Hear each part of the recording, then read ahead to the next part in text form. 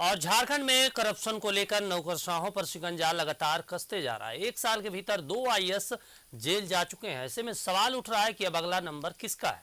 तो इधर इस पर सियासत भी तेज हो गई है। बीजेपी ने स्मार्ट सिटी के लिए जमीन अधिग्रहण और शराब बिक्री के टेंडर में हुए गड़बड़ी की जांच की मांग की। राज खोलेगा, सलाखों में जाएंगे घोटालेबाज, 6 दिनों तक पूछताछ करेगी ईडी। अब अगला नंबर किसका? अब आईएएस छवि रंजन को अगले 6 दिनों तक ईडी के तीखे सवालों का सामना करना पड़ेगा। पीएमएलए कोर्ट ने छवि रंजन को 6 दिनों की रिमांड पर ईडी को सौंपा है। ईडी की ये रिमांड रविवार से शुरू हो जाएगी। ऐसे में लगातार दूसरे दिन रांची के पूर्व डीसी की रात होटवार जेल में कटेगी। वहीं सोमवार को जमीन के खरीदार से ईडी पूछताछ करेगी। ऐसे में जमीन घोटाले में कई और लोगों पर शिकंजा कस सकता है। कई और घोटालेबाज सलाखों के पीछे पहुंच सकते हैं। ऐसे में अधिकारियों में हड़कंप मचा हुआ है। दूसरी ओर इस पर सियासत भी तेज हो गई है। भ्रष्टाचार को लेकर नौकरशाहों पर ईडी का शिकंजा कसने पर बीजेपी ने निशाना साधा है। साथ ही स्मार्ट सिटी को लेकर जमीन अधिग्रहण में हुई गड़बड़ी और शराब घोटाले की भी जांच करने की ईडी से मांग की है।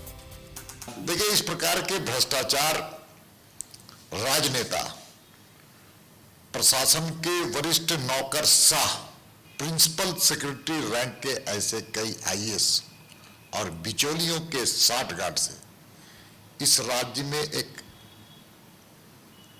स्कैम जिसको कह सकते हैं, चाहे शराब का हो, लैंड का हो, और लैंड में तो हम कह सकते हैं कि स्मार्ट सिटी की भी जो जमीनों की बंदरबाट हुई है उसको ईडी जांच करे।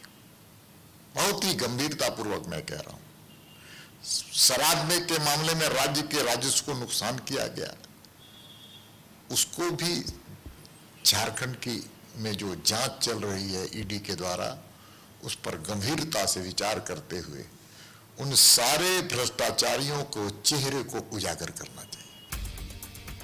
छवि रंजन झारखंड के दूसरे आईएएस हैं जो ईडी के शिकंजे में पहुंच गए हैं। पिछले साल मनरेगा घोटाले में मनी लॉन्ड्रिंग को लेकर पूजा सिंघल को ईडी ने गिरफ्तार किया था। अब जमीन घोटाले में रांची के पूर्व डीसी का ठिकाना होटवार जेल हो गया है, जबकि 2 और आईएएस से ईडी पूछताछ कर चुकी है। साहिबगंज के डीसी रामनिवास यादव और राजीव अरुण एक्का को ईडी के सवालों का सामना करना पड़ चुका है। हालांकि जेएमएम और कांग्रेस ने कहा है कि पिछली सरकार में हुए भ्रष्टाचार को लेकर अधिकारी जेल जा रहे हैं। वहीं कांग्रेस ने बीजेपी शासित राज्यों में भी ईडी से कार्रवाई की मांग की है। पिछली सरकार में हम लोगों ने देखा है, प्रदीप कुमार दवा घोटाले में जेल भी गए, छवि रंजन, इन्होंने पिछली सरकार में जिस कदर से पेड़ कटवाए, बेशकीमती पेड़ को बेच दिया सरकारी परिसर में, उनकी सरकार थी।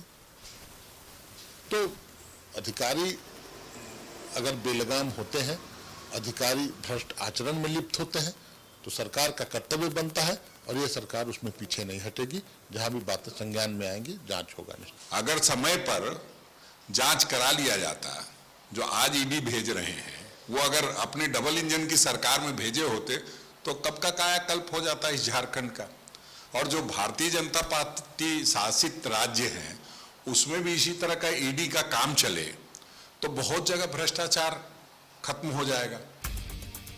झारखंड में करप्शन को लेकर कई राजनेता भी जेल जा चुके हैं। मधु कोड़ा समेत कई बड़े नेताओं पर भ्रष्टाचार के आरोप लग चुके हैं, लेकिन अब नौकरशाह ईडी के शिकंजे में फंस रहे हैं। 2 आईएएस अधिकारी के जेल जाने के बाद अब सवाल उठ रहा है कि अगला नंबर किसका है, क्योंकि कई और अधिकारी ईडी के रडार पर हैं। न्यूज़ 11 भारत के लिए रांची से कैमरामैन कैश के साथ राजेश कुमार की रिपोर्ट।